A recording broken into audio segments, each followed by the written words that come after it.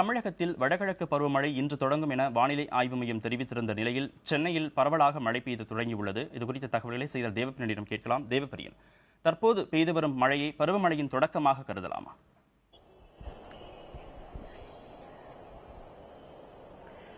கார்த்திகேயன், தற்போது பெய்து வரும் மழை பருவமழையின் தொடக்கமாக கருதலாமா முடியாதா என்பது குறித்து அதிகாரப்பூர்வமாக சென்னை வானிலை ஆய்வு மையம் தான் அறிவிக்க முடியும்.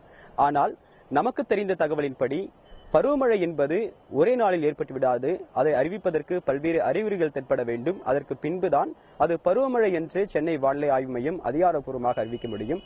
என்னென்ன அறிகுறிகள் என்றால், ஒரு குறிப்பிட்ட சதுர கிலோமீட்டர், உதாரணத்திற்கு ஒரு 50 சதுர கிலோமீட்டர் பரப்பளவு முழுவதுமாக இத்தனை மில்லிமீட்டர் மழை பொழிவு இருக்க வேண்டும். அதற்கடுத்ததாக காற்றின் வேகமானது இந்த அளவுக்கு இருக்க வேண்டும். காற்று வீசக்கூடிய திசையும் மேக கூட்டங்களும் மழை பொழிவை தரக்கூடிய மேக கூட்டங்களும் இந்த பகுதியில் வர வேண்டும் என்பது போன்ற பல்வேறு அறிகுறிகளையும் வரைமுறைகளையும் சென்னை வானிலை ஆய்வு மையம் வகுத்துள்ளது. அதன் அடிப்படையில் தான் அது போன்ற அறிகுறிகள் தென்பட்டால்தான் அதனை வடகிழக்கு பருவமழையின் தொடக்கமாக சென்னை வானிலை ஆய்வு மையம் அறிவிக்கும். தற்போது வரைக்கும் முதல் கட்ட அறிகுறிகளாக கடலோர பகுதிகளான சென்னை, புதுவை போன்ற பல இடங்களில் நேற்று மாலை முதலே ஓரளவுக்கு கனமழை பெய்ய தொடங்கியிருக்கிறது. இன்று காலையும் மழை தொடர்ந்து பெய்து கொண்டுதான் இருப்பதாக பல்வேறு தகவல்கள் தெரிவிக்கின்றன. நான் இருக்கக்கூடிய தற்போது சென்னை வானிலை மையம் இருக்கக்கூடிய நுங்கம்பாக்கத்திலும் வானம் மேகமூட்டத்துடனேயே காணப்படுகிறது. காலை முதல் பரவலாக தூறலும் மழையும் விட்டு பெய்து வருகிறது. இது ஒரு பருவமழையின் தொடங்குவதற்கு ஒரு நல்ல அறிகுறிகளாக வானிலை ஆய்வாளர்கள் கூறுகிறார்கள்.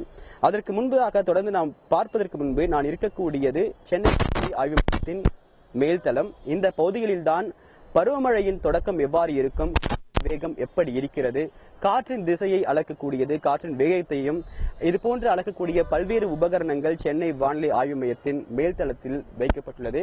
நீங்கள் பார்க்கக்கூடியது ஹெமிஸ்பியரிக் பேரோமீட்டர், அதாவது காற்றின் வேகத்தை அளக்கக்கூடிய ஒரு உபகரணம்.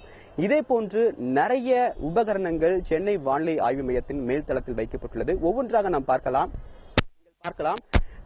காற்றின் வேகத்தையும் அதன் திசையையும், கடற்கரை காற்றின் வேகத்தையும் திசையும் அளக்கக்கூடிய கருவிகளும் இங்கே பொருத்தப்பட்டுள்ளது. மற்றொன்று, காற்றில் உள்ள ஈரப்பதத்தை உணரக்கூடிய ஒரு கருவி, அதாவது காற்றில் எவ்வளவு ஹியூமிடிட்டி இருக்கிறது, ஈரப்பதம் எந்த அளவுக்கு இருக்கிறது என்பது குறித்து விளக்கக்கூடிய அறிவிக்கக்கூடிய ஒரு உபகரணங்கள் இங்கே பொருத்தப்பட்டு அனைத்து தகவல்களும் லைவ் ஃபீடாக உடனுக்குடனே சென்னை வானிலை ஆய்வு மையத்தில் பதிவு செய்யப்படுகிறது. அதற்கு பிறகுதான் இன்று மதியம் 12:30 மணிக்கு சென்னை வானிலை ஆய்வு மைய இயக்குநர் ரமணன் அவர்கள் வடகிழக்கு பருவமழை தொடங்கிவிட்டதா என்பது குறித்த அதிகாரப்பூர்வ அறிவிப்பை வெளியிடுவார்.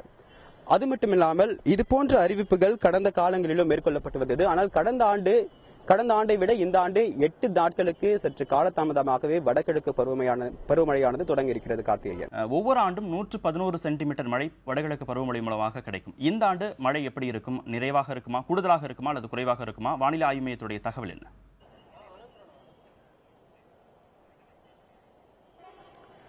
வடகிழக்கு பருவமழை ஏற்கனவே திவ்யா சொன்னது போல தமிழகத்திற்கு அதிக அளவுக்கு மழை பொழிவை தரக்கூடிய ஒரு பருவமழை அப்படின்னு சொல்லலாம். தமிழகத்திற்கு, இந்தியாவிற்கு பொதுவாக மழையை தரக்கூடியது 2 பருவமழைகள். ஒன்று தென்மேற்கு பருவமழை, அடுத்ததாக வடகிழக்கு பருவமழை. தமிழகம் மலைமறைவு பகுதியாக இருப்பதன் காரணமாக தென்மேற்கு பருவமழையின் காரணமாக நம்மால் அதிக அளவுக்கு மழை பொழிவை பெறுவதில்லை. ஆனால் தமிழகத்தின் பெரும்பாலான நீர் தேவையை பூர்த்தி செய்யக்கூடியது இந்த வடகிழக்கு பருவமழை. கடந்த 3 ஆண்டுகளில் புள்ளி விவரங்களை எடுத்து பார்த்தோம் என்றால் 2012ஆம் ஆண்டு தமிழகத்திற்கு வடகிழக்கு பருவமழையின் காரணமாக சராசரி அளவுக்கு மழை பெய்துள்ளது. அதாவது நீங்கள் ஏற்கனவே குறிப்பிட்ட போல 113 சென்டிமீட்டர் அளவுக்கு மேலாகவே மழை பெய்துள்ளது அப்படின்னு சொல்ல முடியும். ஆனால் 2013, 2014 இந்த 2 ஆண்டுகளில் புயலின் தாக்கத்தினால், அதாவது மிக பரபரப்பாக பேசப்பட்ட பைலின் புயலினாலும் சரி, ஹூட் புயலினாலும் சரி, 2013இல் ஒரிஷாவில் மையம் கொண்ட கரையை கடந்த பைலின் புயலினால் தமிழகத்திற்கு வர வேண்டிய பருவமழை, வடகிழக்கு பருவமழையில் சற்று தாக்கம் இருந்தது அப்படின்னு சொல்ல முடியும். ஏனென்றால் 113 சென்டிமீட்டராக இருக்க வேண்டிய மழை பொழிவு அந்த ஆண்டு சற்று 30% குறைவாக பெய்தது அப்படின்ற ஒரு புள்ளிவிவரம் இருக்கு. ஆனால் சென்னை வானிலை ஆய்வு மைய தகவலின்படி குறைவாக பெய்தது, ஆனால் 30% இல்லை, சுமார் ஒரு 12% அளவு தான் குறைவாக பெய்தது அப்படின்னு சென்னை வானிலை ஆய்வு தெரிவிச்சிருக்கு. அதே போன்று கடந்த ஆண்டும் ஆந்திராவை மையம் கொண்டு கரையை கடந்த ஹூட் புயலினாலும் பருவமழை சற்று பாதிப்பு ஏற்பட்டதுன்னு சொல்ல முடியும். ஆனால் இந்த ஆண்டை பொறுத்த வரைக்கும் பருவமழை சற்று காலதாமதமாகவே தொடங்கி இருந்தாலும் கூட எதிர்பார்த்த அளவிற்கு 90% மேல் பருவமழை பெய்வதற்காகவும் எதிர்பார்த்த மழை பொழிவை பெற முடியும் என்று சென்னை வானிலை ஆய்வு மைய இயக்குநர் ரமணன் நேற்றே தெரிவித்திருந்தார். ஆனால் மற்றொரு விஷயம் நம் கவனத்தில் கொள்ள வேண்டியது, பொதுவாக கடந்த 5 ஆண்டுகளில் இந்தியாவில் பருவமழையின் தாக்கம் எல்னினோ பாதிப்பை சந்தித்து வருவதாக பல உலக நாடுகளை சேர்ந்த வானியல் ஆய்வாளர்கள் தெரிவித்திருக்கிறார்கள். எல்னினோ என்பது பசிபிக் பெருங்கடல் பகுதியில் ஏற்படக்கூடிய ஒரு வெப்ப மாறுதல்.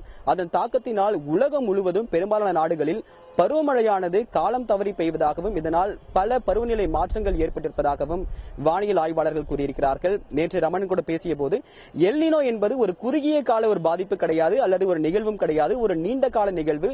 தமிழகத்திலும் இந்தியாவிலும் எல்னினோவால் பாதிப்பு இருக்கிறது, ஆனால் பெரிய அளவுக்கான பாதிப்புகள் இல்லை. பருவமழையும் தென்மேற்கு பருவமழை தமிழகத்தில் பெரிய அளவுக்கு பெய்யவிட்டாலும் மற்ற மாநிலங்களில் சராசரி அளவுதான் பெய்துள்ளது. எனவே வடகிழக்கு பருவமழையில் எந்த விதமான பாதிப்பும் இல்லை, எதிர்பார்த்த அளவுக்கு நம்மால் மழை பொழிவு இருக்கும் என்று அவர் தெரிவித்திருக்கிறார். கார்த்திகேயன்.